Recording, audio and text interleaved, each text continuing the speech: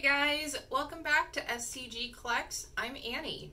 Hey guys, welcome back to the channel. So today I am going to be doing my July haul. Had to think for a minute what month we just finished up. But yeah, going to be doing the July haul.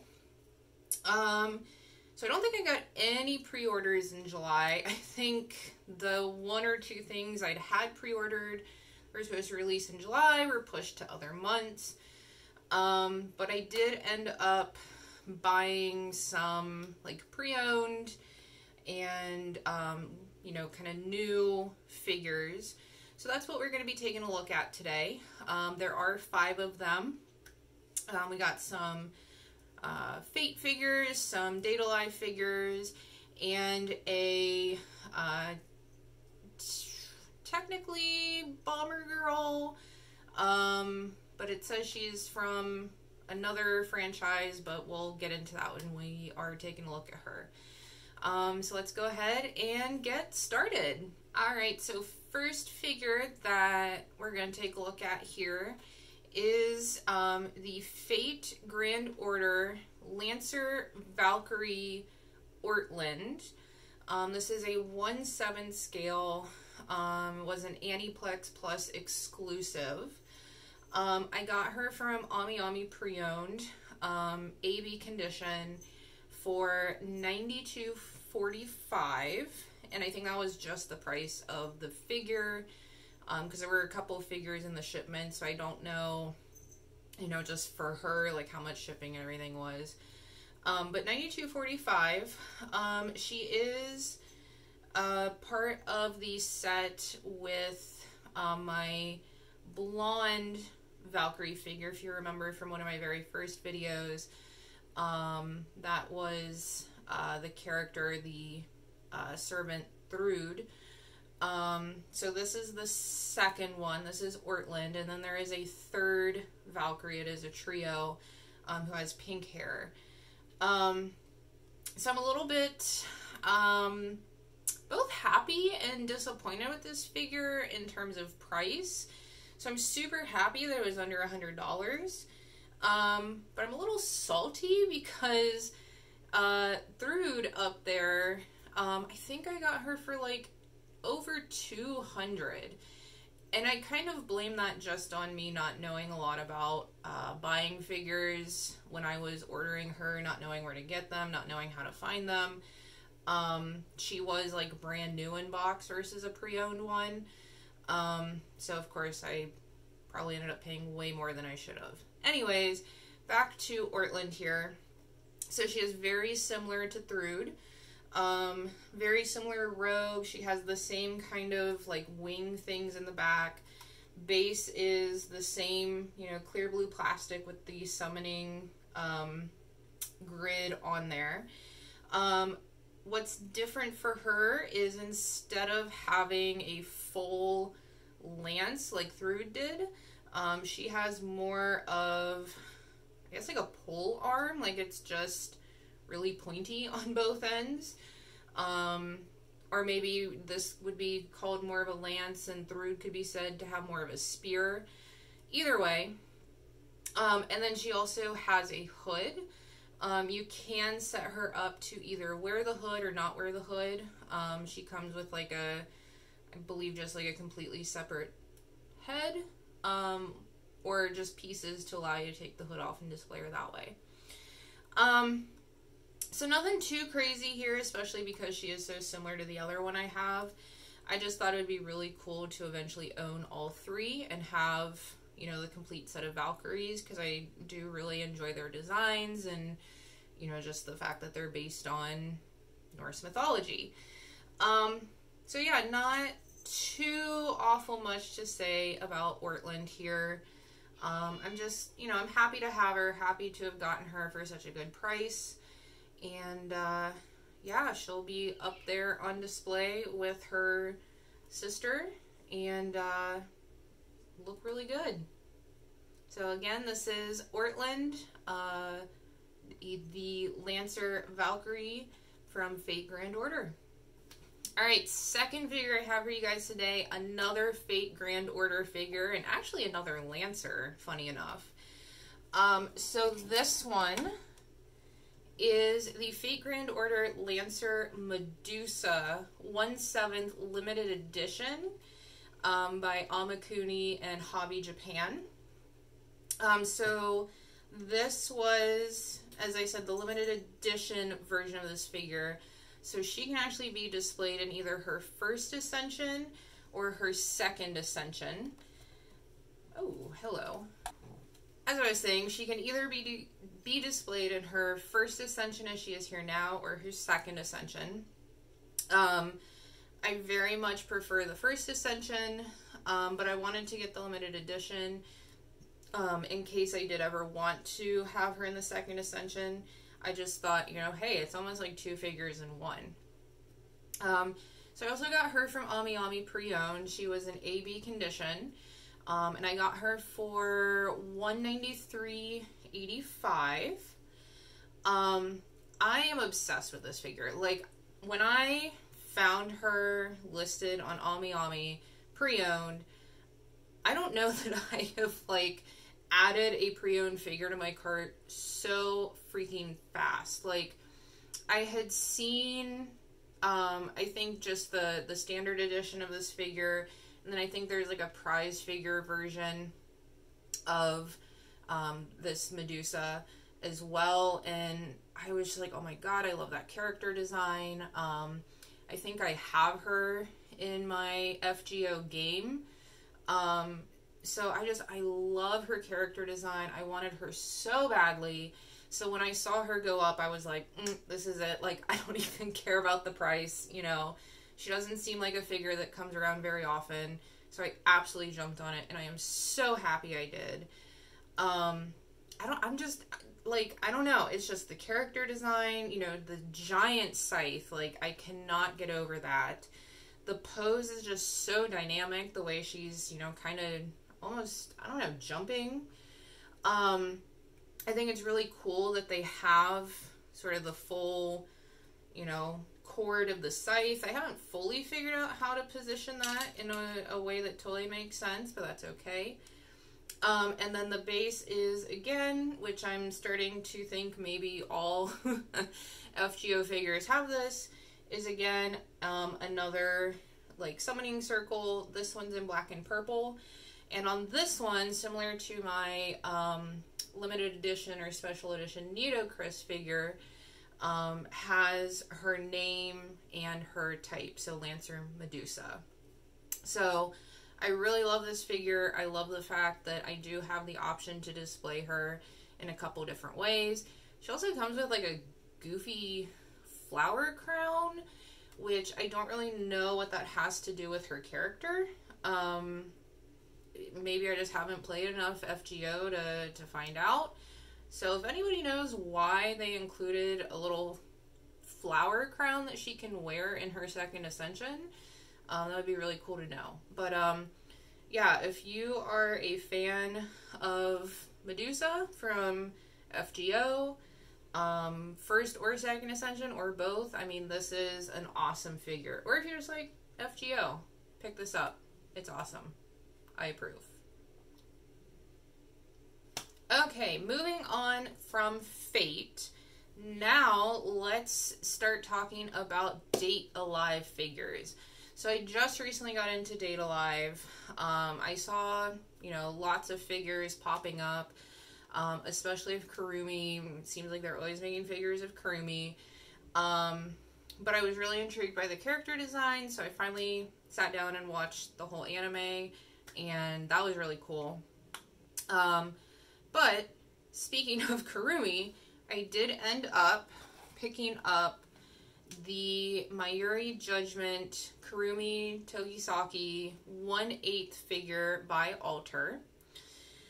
So this is another one of those figures that I took a gamble on, and I bought pre-owned on Ami in a CB condition. I took that risk because the description said that there was only some small piece of her gun that was broken. So this figure, if you're not familiar with it, this arm, her left arm detaches, and she comes with a different arm that's holding like one of her guns like she uses in the series. And so it was rated as C because apparently some small part of the gun was broken. So I was like, okay, whatever. Even though Kurumi isn't like, you know, my top favorite of all the girls, I was still like, I do like her design enough. I'll go for it. Because she was a really good price, because she was rated a C. So I got her, before shipping and everything, she was $103.57. And so for comparison, if you look her up on Solaris, she's on their pre-owned for $132.64. On AmiAmi, you can still buy her brand new for $144.92. Or they have an AB condition pre-owned listed for like $129.38. So I got her for about, you know, $20-$30 less than I would have paid if I'd bought like an AB condition. And honestly, when I opened her up and I looked at the gun to look for the broken piece or see what I needed to repair, I don't even know what's broken on it. Like, I have no idea why they rated it a C. And I'm not complaining because, like, I got a deal, but it was very strange. Anyways, the figure itself, I mean, you know, I know Alter is usually synonymous with quality. You know, they do great paint jobs and great sculpts, at least from what it seems like I read online. And I'd have to agree, at least with this figure. You know, this is just a really well done figure. I love the way her dress is sculpted, so it's kind of, you know, flying out to the side. She's got kind of that, you know, little sassy pose going on, her big goth boots. And I also just like the color orange. Like, that's one of my favorite colors, so awesome. Her eyes, they, you know, did do, of course, the clock eye for her left eye and her regular kind of red eye for the right eye. All the little bows and frills and details are so well done. I mean, even the little, like, ribbon lacing up her armbands, so good. You know, from the back, they've done a lot of great detail on sort of the corset tie-up back, and even the straps. Like, the straps of her dress are actually straps. It's not like they just, like, painted a line up her back, so that's really cool too. Her base is red, and it just says Date Alive, and then also has, like, the Japanese characters for that. And I don't really have a good way of showing this, but under her skirt, they also did, like, she's wearing thigh-high stockings and then a garter belt, and then obviously she has her panties on under the garter belt. But the detail they did with that, like, there's even a spot where the garter belt is kind of going up her hip, like the way it's cut, and then her panties, you can actually see them. It's not like just this blob of black where they intersected. They actually took the time to define what is, like, the panty strap and what is the garter belt piece. And I know that's, like, a really weird thing to notice, but I did, and I just think that just goes to, you know, attest to the fact of the quality of this figure. The one thing I'm curious about, and I don't know if maybe this is something else that makes this a C grade, or if this is how these figures are, one of her pigtails is shorter than the other. So as you can probably tell, this one looks like, you know, a good long length of hair, which Kurumi has, but then this one is, like, much shorter. And maybe I just haven't paid enough attention to her character design. Maybe that's how she is. Or maybe it's the fact that if you view her from the front, this shorter one is kind of blocked by, you know, her head and shoulders. And so maybe that was a design choice so that they could get the effect of the pigtail flying across without having to worry about all the pieces like running into each other. I don't know what's going on. I don't think it detracts that much, simply because obviously I'm viewing this from the front, and again, it's kind of hidden behind her, and the effect is basically the same. Overall though, I love this figure. I'm so happy I, you know, just kind of randomly ordered it. And with all the Kurumi figures out there, I mean, this is the only one I've seen in person, but I would definitely say if you're looking for a Kurumi figure for your collection, look into this one. Yeah, especially because she has the 2 different arms, so you got your options. But yeah, there we go. Moving right along, we have a second Data Live figure. This time it is an inverse figure, and it is the Data Live Yoshino Inverse version, which is a 1/7 scale made by Fat Company. This is one that I ordered through Solaris, brand new, and I got it for $147.85. I don't know why I decided to order this one. I do really love Yoshino's regular design and the spirit dress she wears. I don't think she's been inverse in the show yet, unless there's like secret episodes that I missed, because I watched all the 4 seasons that are out now. I don't remember seeing her inverse, but whatever. I think this design is super cool. Like, for example, I love the way they incorporated like her rabbit kind of theme. You know, instead of having the puppet, you know, or on her hand, you know, here it is in her pocket. I think it's super cool how she's sitting on the crystals, and that's the base. And actually, I don't know if you would call it a base, because she came all attached. Like, I can't take her off of this. She has some really nice shading on her coat, some like lighter blue kind of highlights and things like that.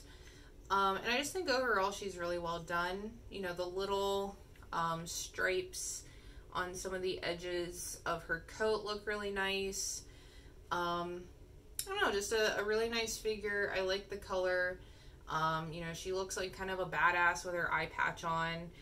I saw some comments online, you know, that the people don't like the way the base looks and things like that. I don't know. I think it's cool. I think it's something different. And just overall a really great figure. Again, something different for a collection. I already had her sitting up in my detail for a minute while I was getting everything reorganized, and I thought she looked really cool up there. Just, you know, I think she really brings something unique to my collection. And if you're a fan of Yoshino, if you're a fan of Data Live, if you're a fan of, you know, the inverse spirits, definitely take a look into getting her.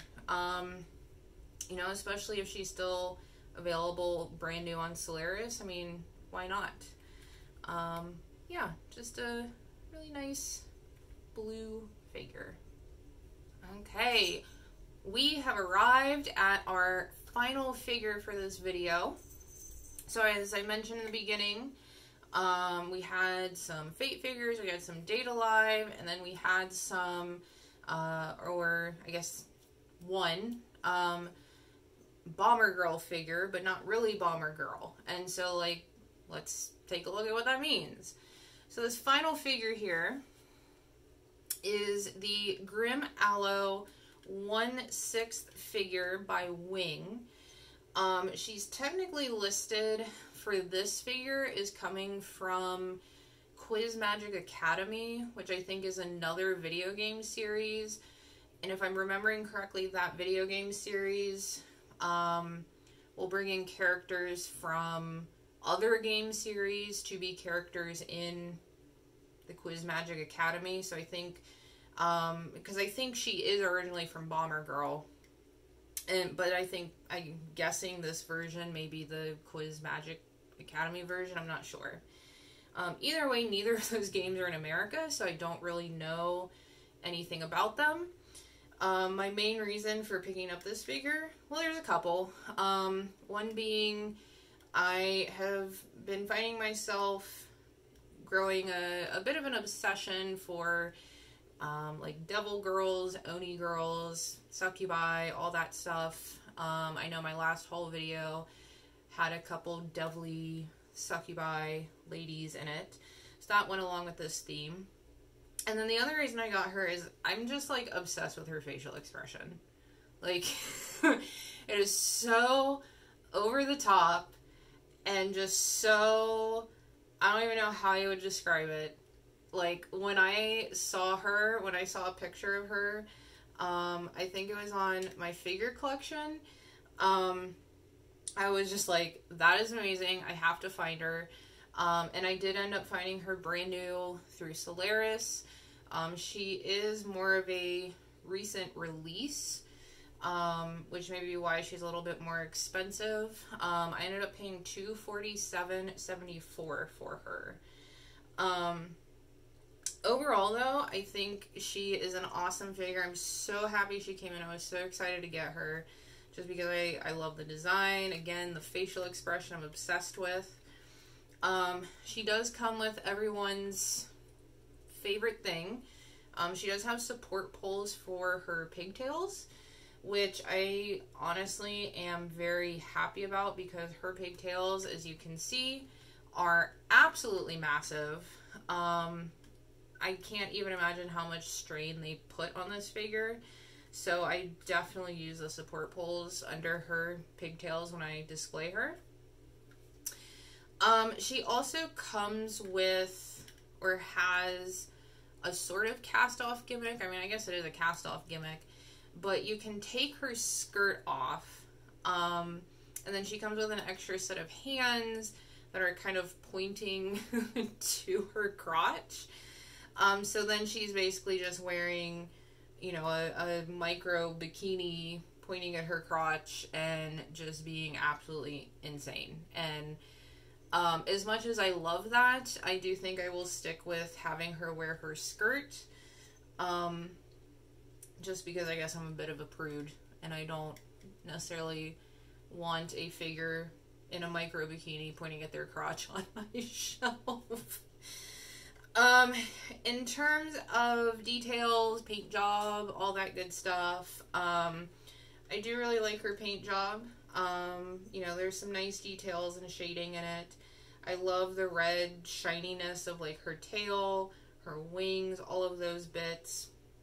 I will say with the skirt, they shipped her not wearing the skirt, so I had to put it on her when I originally got her, and, definitely paint transferred. I was not very happy about that. I have since been able to mostly clean up. It was just like one tiny little like black streak that ended up on her rib cage. I was able to use some rubbing alcohol and a like precision Q-tip that I have for like when I paint my models and things. And very gently clean it off, and I don't think it's really noticeable anymore, so I'm happy about that. A couple, I guess, flaws in this figure. So the way that she, like, casts off is you actually pull her apart from her chest. Let me see if I can show you guys. Yeah. So she comes apart like this. And then the skirt pulls up from there. And I feel like she doesn't quite fit all the way back together again.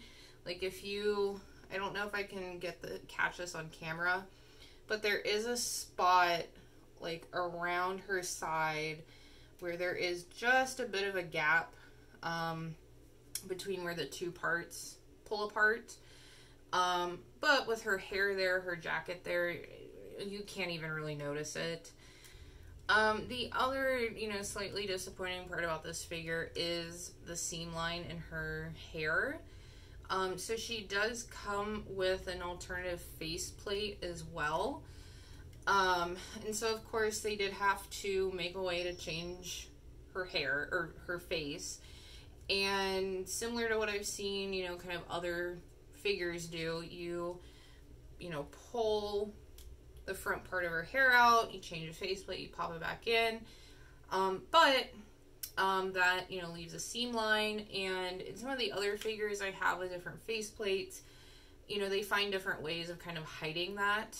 I don't know that they really did a great job with that.